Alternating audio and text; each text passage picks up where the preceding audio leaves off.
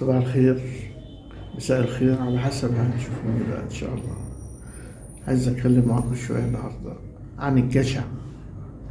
الإنسان الجشع والطماع اللي بيحب يكوش وياخد كل حاجة.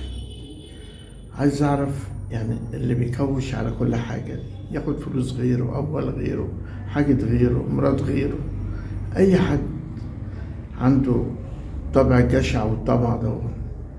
عايز أعرف هيعمل بيها إيه الحاجات اللي هو بياخدها.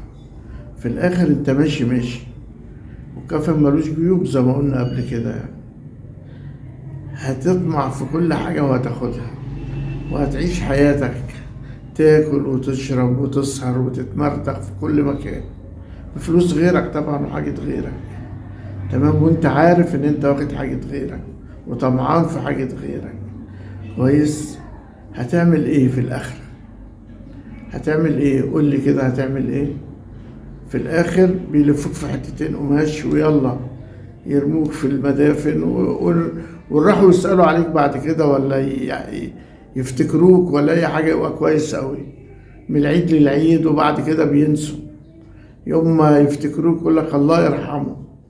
فبلاش طمع، بلاش جشع. كفاية عليك انك تعيش زيك زي الناس الطيبة اللي عايشة، لا عندها طمع ولا عندها جشع ولا عندها استغلال حاجة الغير ولا الكلام ده.